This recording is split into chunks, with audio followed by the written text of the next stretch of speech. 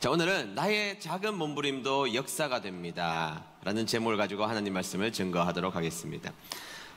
우리는 지난주에 삼손 같은 사람을 하나님은 왜 쓰실까라는 의문으로부터 말씀을 보았습니다. 결론은 그 당시 이스라엘 가운데 삼손 말고는 없었기 때문이었습니다.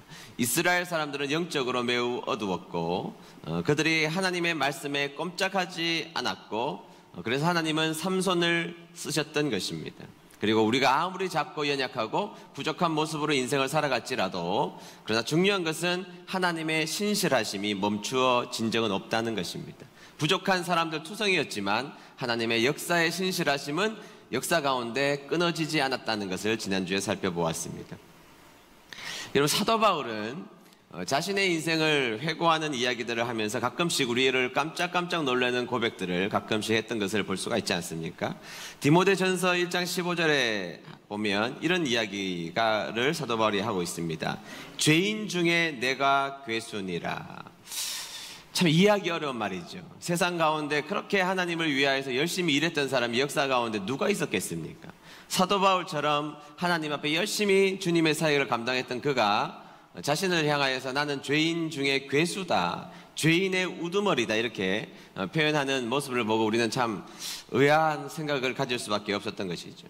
고린도후서 22장 10절에 가보면 우리가 잘 아는 말씀이죠. 이는 내가 약한 그때의 강함이라. 자신이 세상 일을 할 때는 기세가 등등했던 사람입니다. 세상 일을 할 때는 거침이 없었던 사람이었던 것입니다. 그러나 주님의 일을 하면 할수록 자신의 의지로만 되는 일이 아니라는 사실을 너무나 많이 깨달았던 사도 바울이었던 것이죠. 때로는 힘도 빠지고 자신의 연약함 때문에 일을 그르치기도 하고 자신이 사역을 했지만 분파가 생기기도 하고 파벌이 생기기도 하고 분열이 일어나기도 하는 그 현장 가운데 사역을 하면서 그럼에도 불구하고 자신의 약한 모습을 그대로 사용하시는 하나님을 그는 바라보았던 것이죠. 그래서 내가 약하지만 우리 하나님은 강하셨다는 그런 고백을 했던 것입니다. 저는 이 약함을 사용하시는 하나님이 사실은 너무너무 고맙습니다. 여러분, 그렇지 않습니까? 저도 너무너무 약하기 때문입니다. 아마 여러분들도 사명을 감당할 때 부족하다는 것을, 그리고 약하다는 것을 꽤 많이 느끼며 우리가 살아가고 있기 때문에 이 고백이야말로 사실은 굉장히 중요한 고백이고 우리에게 은혜가 되는 말씀이라는 생각을 하게 됩니다. 약한 게 우리인데, 그런데 그런 관점에서 성경을 삼손 시리즈를 들여다보면 보면 볼수록 이 삼손의 이야기가 우리에게 더 크게 다가오고 우리에게 더 큰 은혜를 준다는 사실을 발견하게 됩니다. 여러분, 오늘 우리가 살펴볼 15장의 내용을 가만히 보면 여전히 약한 삼손, 부족한 삼손, 문제가 많은 삼손이 지금부터 끊임없이 등장하고 있음을 우리는 금방 볼 수가 있습니다. 15장의 사건은 뭐냐 하면 수수께끼를 냈다가 자신의 아내, 즉 딥나 여인이 자신에게 다가와서 때를 쓰며 가르쳐 달라고 요청하는 바람에 가르쳐 주게 되었고 결국에는 수수께끼에서 삼손이 지게 되었던 것입니다. 자, 질문을 하나 하겠습니다. 지난주 들었던 설교니까 잊어버리지 않았을 것이라는 확신을 가지고 질문을 드립니다. 자, 수수께끼를 내는 이유가 두 가지가 있다고 말씀드렸는데 무엇이었습니까? 네, 고개를 숙일 필요는 없습니다. 어차피 마스크를 써서 잘 안 보입니다. 첫 번째는 흥을 돋우기 위해서입니다. 이 잔치에 흥을 돋우기 위해서 수수께끼를 냈고 또 하나는 주도권을 잡기 위해서입니다. 그 당시의 사람들은 수수께끼를 내서 이기면 주도권을 잡는다고 생각했기 때문에 삼손은 수수께끼를 내서 이 사람들 앞에 주도권을 자신이 잡아버리라고 생각을 했던 것입니다. 자, 쉽게 그 수수께끼를 풀 수 없지, 아니 도무지 풀 수 없다고 생각하자 블레셋 사람들이 삼손의 아내에게 협박을 했고 협박하는 바람에 삼손이 그 수수께끼에서 지게 되었던 것입니다. 주도권이 넘어간 것처럼 보이게 되었던 것이죠. 자, 그리고 이 이후에 삼손이 하는 행동 속에 하나님이 어떻게 자명하고 계시는지 한번 오늘 살펴보도록 하겠습니다. 자, 첫 번째, 삼손은 어쨌든 블레셋에게만 타격을 입힌다는 사실입니다. 자, 다 같이 한번 읽어봅니다. 시작. 삼손은 어쨌든 블레셋에게만 타격을 입힙니다. 네, 중요한 것입니다. 삼손은 어쨌든 블레셋에게만 타격을 입혔다는 사실이죠. 자, 수수께끼에 졌습니다. 자, 그러면 어떻게 해야 됩니까? 자, 약속한 60벌의 옷을 구해와야 됩니다. 어마어마한 금액의 옷이라고 말씀을 드렸습니다. 근데 여러분, 삼손이 어디에서 구합니까? 이스라엘로 돌아가서 이스라엘 백성들에게 구하게 됩니까? 자신의 돈을 주고 사왔습니까? 사사기 14장 19절 보겠습니다. 다 같이 읽어봅니다. 시작. 그때에 여호와의 영이 삼손에게 임하여 삼손에게 큰 힘이 생겼습니다. 삼손은 아스글론 성에 내려가서 그곳에 있던 30명의 사람을 죽이고 그들이 가진 옷과 재산을 모두 빼앗아 수수께끼를 푼 사람들에게 주었습니다. 아멘. 자, 삼손은 블레셋 지경에 있는 아스글론 성으로 가서 그곳에서 60벌의 옷을 빼앗아다가 수수께끼를 푼 사람들에게 주는 것이죠. 제로섬 게임을 하게 된 것입니다. 이스라엘에게 손해를 끼친 것이 아니라 블레셋에게 손해를 끼쳐서 블레셋에게 갖다 주게 된 형국을 만들게 되었던 것입니다. 여러분, 삼손은 무조건 블레셋에게 타격을 입히고 있다는 것을 잘 성경을 통해서 보셔야 한다는 것입니다. 자, 삼손은 그것을 알든 모르든 하나님이 임하는 그 순간부터 삼손은 철저하게 블레셋에게만 타격을 입히고 있다는 사실인 것이죠.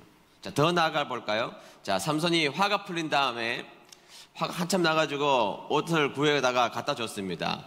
아내가 다시 보고 싶어졌던 것입니다. 좀 예뻤던 것 같아요. 그리고 장인에게 찾아가서 이야기를 합니다. 장인어른, 제가 아내를 만나러 왔습니다. 그냥 뭐라고 합니까? 장인이 15장 2절인데요. 15장 2절 말씀 보겠습니다. 이제 오늘 본문으로 들어가죠. 시작. 삼손의 장인이 말했습니다. 나는 자네가 내 딸을 미워하는 줄 알았네. 그래서 나는 내 딸을 결혼식에 참석했던 자네 친구에게 주었네. 그 동생은 더 예쁘니 그 애를 데려가게. 아멘. 참 말이 안 되는 이야기를 하는 것이죠. 남편의 허락도 없이 이 장인은 자신의 딸을 다른 사람에게 그냥 또 첩으로 주고 말았다는 것입니다. 그 당시에는 결혼을 하게 되면 남자 쪽에서는 결혼 지참금을 상대에게 주게 되었기 때문에 딸을 다른 곳에 시집을 보내면 많이 보낼수록 돈이 많이 생기게 된 것입니다. 그래서 또 다른 사람에게 아내를 줘버리고 말았던 것입니다. 그래서 결혼 지참금을 또 이 장인은 취하게 되었던 것입니다. 그러니까 삼손을 보니까 두렵고 떨렸던 것이죠. 그러니까 뭐라고 이야기합니까? 줘버렸으니까 할 수 없고 그 동생이 있는데 그 동생이 더 예쁘다네. 당신 예쁜 거 좋아하잖아. 자네 예쁜 거 좋아하니까 동생은 더 예쁘니 그 동생을 취하면 어떻겠니? 네, 동생 자신의 딸까지, 두 번째 딸까지 팔아서 결혼 지참금을 챙기려고 하는 장인의 약삭 바른 모습이었던 것입니다. 그러니까 삼손이 다시 화가 나기 시작했습니다. 그러자 삼손이 어떻게 합니까? 4절에서 5절인데요. 좀 길지만 읽어보도록 하겠습니다. 시작. 삼손은 밖으로 나가서 여우 300마리를 잡아 2마리씩 서로 꼬리를 붙들어 매고는 그 사이에 회를 하나씩 매달았습니다. 그리고 나서 회에 불을 붙인 다음 여우들을 블레셋 사람들의 밭에 풀어 놓았습니다. 이렇게 하여 삼손은 블레셋 사람의 배지하는 곡식과 베어놓은 곡식단을 불태워 버렸고 포도밭과 올리브 나무들도 불태워 버렸습니다. 아멘. 자, 삼손이 화가 났죠? 그래서 어떻게 합니까? 네. 화가 난 이 상태를 가지고 여우를 300마리를 붙잡습니다. 뭐 대단합니다. 여우를 어떻게 붙잡았는지 모르겠지만 300마리를 붙잡아 놓고 한 쌍씩 한 마리씩 꼬리를 묶어다가 거기다가 회를 끼워 넣었다. 회라는 것은 나무 가운데 불이 잘 붙는 그 나무를 말하는 것입니다. 그러니까 여우를 2마리씩 묶어 놓고 회를 끼워 놓고 불을 붙여서 블레셋 밭에다가 온통 풀어버리게 되었던 것입니다. 어떻게 되었을까요? 네, 온 밭이, 추수가 된 온 밭이 완전히 쑥대밭이 되어버리는 일을 벌이게 되었던 것입니다. 온 블레셋의 밭이 불타게 되었던 것입니다. 네, 여러분, 이 온 밭은 누구의 밭입니까? 이스라엘의 밭입니까? 블레셋의 밭입니까? 블레셋의 밭이라는 것입니다. 또 삼손은 결국 블레셋에게 타격을 주었던 것입니다. 여러분 잘 보십시오. 삼손은 우리가 보기에 사사 같지 않은 행동들을 많이 했습니다. 부족한 모습들이 많이 보였습니다. 엉뚱한 행동들을 많이 보였습니다. 그러나 여러분, 삼손은 결정적일 때 자신의 하나님의 군대를 모욕하고 하나님의 언약 백성을 짓밟고 있는 그 블레셋을 초토화시키는 사사의 사명들을 감당하고 있더라는 것입니다. 그가 알든 모르든 깨닫든 깨닫지 못했던 사사였던 이 삼손은 어쨌든 중요한 시점이 돼버리면, 그리고 하나님의 영이 임해서 그는 결정적인 상황이 되면 이스라엘을 괴롭히고 이스라엘을 못살게 구는 블레셋 지경에 타격을 입히는 일을 끊임없이 하고 있더라는 것입니다. 삼손은 결정적일 때 자기가 싸워서 무찌러야 할 대상을 분명히 찾아서 그곳에 타격을 입혔다는 것입니다. 여러분, 가만히 보면 지금까지 제가 삼손에 대해서 처음 설교를 시작할 때부터 삼손은 부족한 사람이다, 못난 사람이다, 이스라엘의 수치고 사사의 수치라고 말했지만, 가만히 생각해 보면 우리는 삼손보다 못할 때가 너무너무 많습니다. 삼손은요, 최소한 엉뚱한 짓을 많이 벌였지만 누가 자신의 적인지는 분명히 알았습니다. 누구를 무찔러야 되는지는 분명히 알았습니다. 하나님의 군대를 모욕하고 하나님의 언약 백성인 이스라엘 백성들을 짓밟고, 즉 그것은 하나님을 짓밟는 행위였습니다. 하나님을 짓밟는 그 블레셋에게 타격을 입혔고, 이스라엘은 어쨌든 공격하지 않고 보호하지 않는 사람이 삼손이었던 것입니다. 최소한 삼손은 내부 총질을 하는 사람은 아니었던 것입니다. 우리들은 어떻습니까? 우리들은 싸워야 할 대상은 저기 사탄이 있는데 그건 가만히 놔두고 내부 총질을 합니다.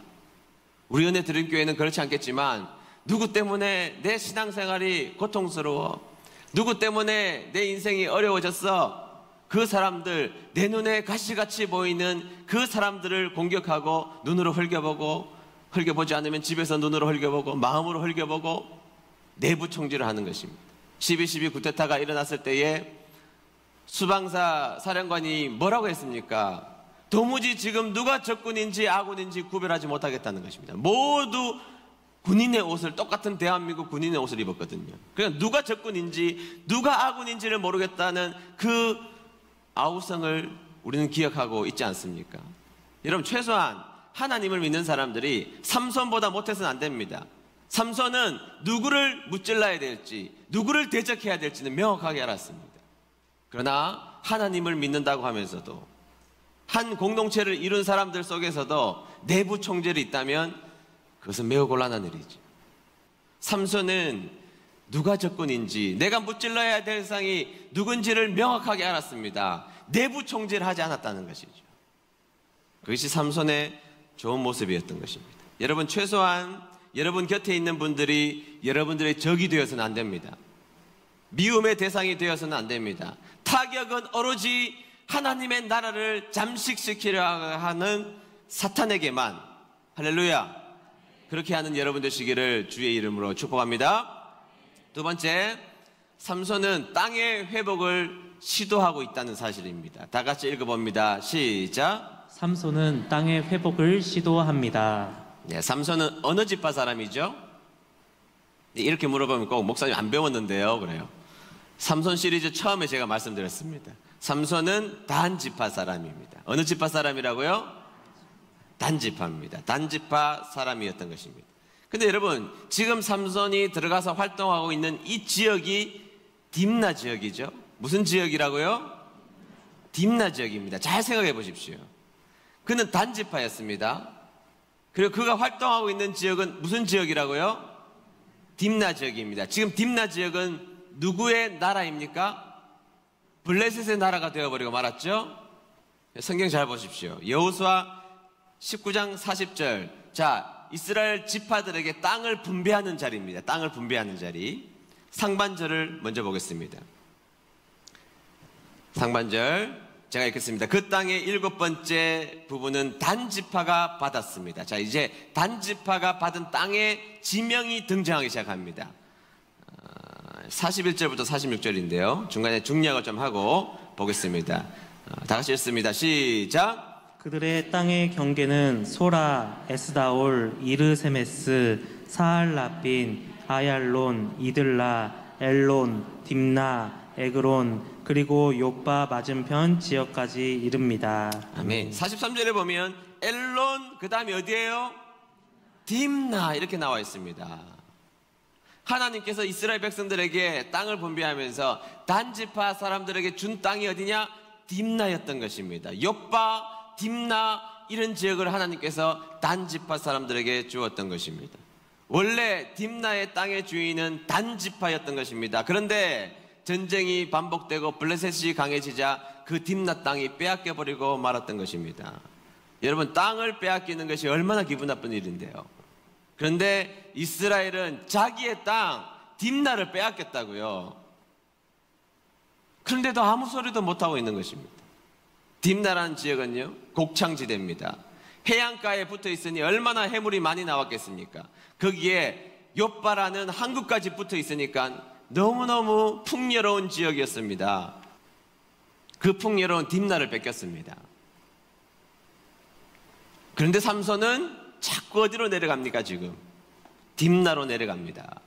그가 의식했든 의식하지 못했든 하나님께서 그 삼손의 마음속에 자명하셔서 끊임없이 딥나를 들어가서 딥나에게 불을 놓고 딥나를 쑥대밭 만들고 여기가 누구의 땅인지를 그들에게 확인시켜주는 장면을 보여주고 있는 것이죠. 그리고 딥나에 가서 삼손은 마치 주인 행세를 하고 있더라는 것입니다. 잔치를 벌이고 거기에 주인이 되고 그게 사람들을 좌지우지하면서 그곳에 주인 행세를 하는 것, 아니 정확하게 말하면 원래 주인이었던 그 모습을 삼손은 되찾고 있는 장면을 보여주고 있는 것입니다. 삼손의 모습은 세상적인 것처럼 보였습니다. 우리도 사실 그럴 때가 많습니다. 우리가 온전해서 그리스도인입니까? 여러분들이 지난 일주일 동안 그리스도인답게 온전하게 살았기 때문에 그리스도인입니까? 꼭 그렇지만 않지 않습니까? 지난 일주일을 되돌아보면 나의 마음속에 이상한 마음이 들어서 죄 짓는 마음을 가지고 살았던 적도 있고, 그리스도인답게 살지 못했던 나의 모습이 지난 일주일 동안 우리들의 삶 가운데 많이 묻어져 있는 것은 부인할 수 없는 분명한 사실입니다. 아니, 어쩌면 세상 사람들과 똑같이 싸우며 세상 사람들과 똑같이 이야기하며 세상 사람들과 똑같은 관심을 가지며 세상 사람들과 똑같이 미워하며 천국이 없는 사람들처럼 지난 일주일 혹시 우리가 살았을지도 모르는 것입니다. 그러나 가끔 내 마음속에 신앙인으로 하는 작은 불씨가 일어나 작은 결단을 해내는 작은 몸부림이 내 인생 가운데 있다면 하나님은 그 몸부림을 귀하게 여기셔서 하나님이 나서주신다는 사실입니다. 삼손은 성질이 나면 불지르고 했지만 성경의 역사는 그의 행동은 결국 하나님이 주신 땅을 찾으러 가는 행동으로 기술하고 있다는 것입니다. 그래서 내가 이 세상을 살아가면서 하나님을 위해서 일하는 작은 모습은 신앙인으로서 살아가기 위한 작은 싸움을 우리 하나님은 전면전으로 보시고 하나님이 지금도 나서고 계시기에 우리 교회가 여기 있다는 사실을 기억하는 저와 여러분 되시기를 축복합니다. 여러분, 우리가 그리스도인이 있기 때문에 참아내는 작은 몸부림을 하나님은 세상과의 전면적 싸움으로 인정해 주신다는 것입니다. 뇌물이 오가는 그 현장을 거부하면 욕먹죠. 자기만 입 다물면 돈 벌 수 있는데 욕먹지만 거부하며 욕을 먹는 크리스찬의 행동 하나를 하나님은 귀하게 보시고, 식당에서 얼마든지 상을 뒤엎을 만한 화나는 일이 있지만 참아낼 때 신앙인이기 때문에 참아내려는 노력을 할 때 하나님은 귀하게 보시고, 아무도 보지 않는 곳에서 신호등을 꾸역꾸역 지켜내는 작은 행동을 하나님은 임진왜란에서 일어난 명랑해전처럼 한산도 대처처럼 하나님은 그렇게 귀하게 보시고 여러분들을 아끼시고 사랑한다는 사실을 기억하시기를 주의 이름으로 축복합니다. 못난 삼손에게 일어나는 작은 몸부림 속에 역사하시는 우리 하나님을 보십시오. 여러분, 세상은 아무리 멋져도 하나님은 세상 편 들어주시지 않습니다. 그 당시에 잘 나갔던 아수르 편 들어주신 적이 없습니다. 그 당시에 떵떵거렸던 바벨론 편을 하나님이 들어주신 적이 없습니다. 그 당시에 주의를 압도했던 애굽 편을 하나님이 들어주신 적이 없습니다. 우리 하나님은 초라하고 못나고 아무것도 아닌 것처럼 보이는 그 이스라엘의 편을 들어주시며, 그리고 그 이스라엘 속에 삼손의 몸부림 속에 하나님은 편을 들어주시며 하나님의 역사를 지금 이어가고 있다는 사실을 기억하시기를 축복합니다. 그래서 여러분, 못나고 연약하고 부족하지만 그런 나의 헌신, 하나님에 대한 사랑의 표현에 하나님은 은혜를 더하여 주시고 힘을 더하여 주시고, 작아 보이고 초라해 보이지만 내가 그 일을 하기로 작정한 그 작정에 박수를 쳐주시고 인정하시고 상급을 주신다는 것을 기억하며 이 땅을 살아가야 합니다. 여러분, 주님의 일을 하는 게 쉽습니까? 그러나 주님의 일을 하다가 실수하고 문제가 있는 일을 하지만 나의 작은 주님을 위한 충성을 하나님은 귀하게 여기시고 복 주신다는 사실을 반드시 기억하는 여러분 되시기를 주의 이름으로 축복합니다. 주님의 일을 한다고 다 열매를 금방 맺습니까? 아닐 수 있잖아요. 아닐 때도 많잖아요. 주님의 일을 열심히 했지만 열매를 맺지 못할 때가 많이 있습니다. 그러나 우리의 상급은 이 땅의 열매가 아니라는 사실을 기억해야 됩니다. 영원한 상급, 영원한 것을 준비하시는 그 하나님 앞에 오늘의 여러분들의 헌신을 심어내야 한다는 것이죠. 그런 여러분 되시기를 축복합니다. 하나님이 영광 받으시는 것은 우리가 무엇인가 큰 일을 했기 때문만은 아니라는 것입니다. 하나님과의 신실함을 믿으며 가끔은 실수도 하고 넘어지기도 하고 그리고 다른 사람들을 아프게도 했지만 그 중심에 하나님을 사랑하는 마음을 가지고 해낸 그 일을 하나님은 귀하게 여기신다는 것입니다. 더 나아가서 열매 맺지 못할지라도, 열매가 눈에 보이지 못하는 인생을 살지라도 이 땅을 살면서 자존심이 다쳐가는 일, 다른 일을 하면 얼마든지 내가 성공할 수 있는데 자존심이 무너지는 그 일을 하고 있는 현장일지라도 그 작은 몸부림 속에 하나님은 그 몸부림을 귀하게 여기시고 그 몸부림에 자명하셔서 우리가 알지 못하는 위대한 역사를 이루게 된다는 사실이죠. 윌리엄 캐리 선교의 아버지입니다. 첫 사역에서 한 명의 구원자를 얻지 못했지만 지금은 선교의 아버지가 되어 있지 않습니까? 열매가 눈에 보이지 않았던 윌리엄 캐리가 얼마나 고통스러웠겠습니까? 그러나 열매가 보이지 않는 그 현장을 꾸역꾸역 지나갔을 때 지금 전 세계의 기독교인들은 선교의 아버지 윌리엄 캐리, 그렇습니다. 그 역사의 물줄기는 여러분들의 오늘의 작은 헌신과 작은 몸부림부터 시작된다는 것을 기억하시고 여러분들에게 주어진 인생을 귀하고 복되게 오늘도 결단하는 작은 몸부림의 사람들 되시기를 주의 이름으로 축복합니다.